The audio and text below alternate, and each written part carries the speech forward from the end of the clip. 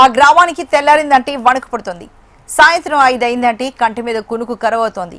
ఆ గ్రామంలో వానర సైన్యం దండయాత్ర ప్రకటించింది. 1 కాదు 2 కాదు ఏకంగా వేలల్లో కోతులు వనం విడిచి ఆ ఊరి జనంపై పడ్డాయి. ఇల్లు పంట పొలాలను ధ్వంసం చేస్తూ అడ్డొచ్చి వారిపై విరుచుకుపడుతున్నాయి. గతంలో కోతులను అటవీ ప్రాంతాల్లో వదిలేసి వచ్చినా తిరిగి గ్రామంలోకి వస్తున్నాయంటూ ప్రజలు వాపోతున్నారు. ఉమ్మడి నిజామాబాద్ జిల్లాలో కోతుల బెడద రోజు రోజుకు పెరుగుతూ ప్రజలను తీవ్ర ఇబ్బందులకు గురిచేస్తోంది. గ్రామాలు, జనవాసాలు, పంట పొలాలు అన్న తేడా లేకుండా గుంపులు గుంపులుగా సంచరిస్తూ భయాందోళన సృష్టిస్తున్నాయి. ముఖ్యంగా రైతులకు కోతుల బెడద పెద్ద తలనొప్పిగా మారింది. కష్టపడి సాగు చేసిన పంటలను నాశనం చేస్తూ రైతులకు భారీ నష్టాలను కలిగిస్తున్నాయి. వానరాల కారణంగా రైతులు వ్యవసాయాన్ని, గ్రామాన్ని వదిలిపెట్టి వలసపోయే ప్రమాదకర పరిస్థితులు కనిపిస్తున్నాయంటూ స్థానికులు వాపోతున్నారు. నిజామాబాద్ జిల్లా మల్కూర్ మండలం అటవీ మామిడిపల్లి గ్రామంలో వానరాలు తమ ప్రతాపాన్ని చూపిస్తున్నాయి. ఈ గ్రామాల్లో చుట్టూ కొండలు, పచ్చటి వాతావరణం, పంట పొలాలు ఉండడంతో వానరాల బెడద ఎక్కువగా ఉంటుంది. జనంలోకి వచ్చిన వానరాలు జనాలను ముప్పు తిప్పలు పెడుతున్నాయి. గ్రామస్తులను కాపాడేందుకు ప్రభుత్వం చర్యలు తీసుకోవాలని గ్రామస్తులు కోరుతున్నారు.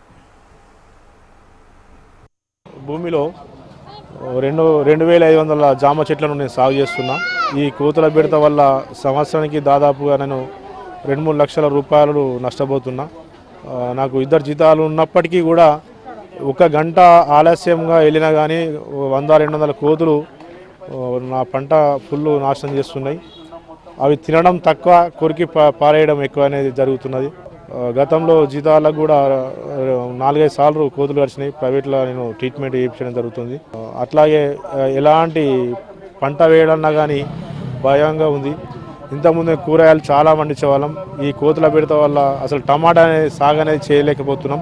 దాంతో ఈ కోతుల చేసేట్లు పప్పు దినుసులు కానీ కూరగాయలు కానీ పండించకపోవడం వల్ల రేట్లు కూడా అధికంగా పెరుగుతున్నాయి. కావున అటవీ శాఖ అధికారులు ప్రత్యేక దృష్టి పెట్టి మామిడిపల్లి గ్రామం నుండి కోతులను తరలించాలని కోరుచున్నాను. వీటికి ఒక ఏమన్నా ఇవ్వాలి, మేత కానీ ఏదన్నా అడవిల్ని ఒకటి ఏమన్నా సొల్యూషన్ పెట్టాలి.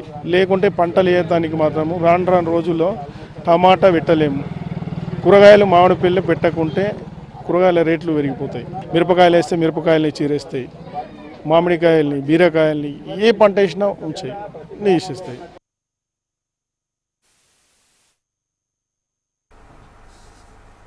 కోతుల గుంపులు ఇళ్లని సైతం ధ్వంసం చేస్తున్నాయని గ్రామస్తులు ఆవేదన చెందుతున్నారు. మామిడిపల్లి గ్రామంలో దాదాపుగా 3000కి పైగా కోతులు ఉన్నాయని గ్రామస్తులు చెబుతున్నారు.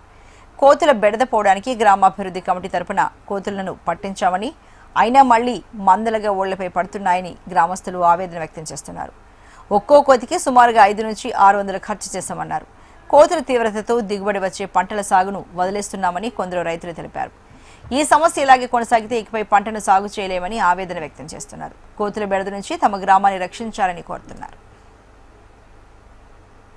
ఎందుకంటే చుట్టుపక్కల అడవి ఎక్కువ ఉండడం వల్ల ఈ గ్రామానికి వచ్చి చేరుతున్నాయి. అంటే అడవిలో వాటికి సరిపోయేంత దానా లేక ఊళ్ళోకి వచ్చి చిన్నపిల్లల మీద పడటం, వృద్ధుల మీద పడటం, ఇండ్లకు డైరెక్ట్ వచ్చి ఇండ్లలో ఏముంటే అవి ఎత్తుకపోవడం. ఇంకోటి రోడ్ల పొంట ఏదైనా కవర్ పట్టుకొని పోతే కూడా వాటిని వచ్చి మీద పడి తీసుకొని పోవడం జరుగుతుంది. మరి ఇబ్బందికరంగా ఉంది. కొద్దిగా ఈ ప్రభుత్వం ఏమైనా చర్య తీసుకొని దీనికి పరిష్కారం చేయాలని కోరుకుంటున్నాను. ఎందుకంటే వానరాలు ఆహారం కోసం పంట పొలాలను ధ్వంసం చేస్తూ రైతులకు కంటి మీద కునుకు లేకుండా చేస్తున్నాయి. ముఖ్యంగా రైతులకు కోతుల బెడద పెద్ద తలనొప్పిగా మారింది.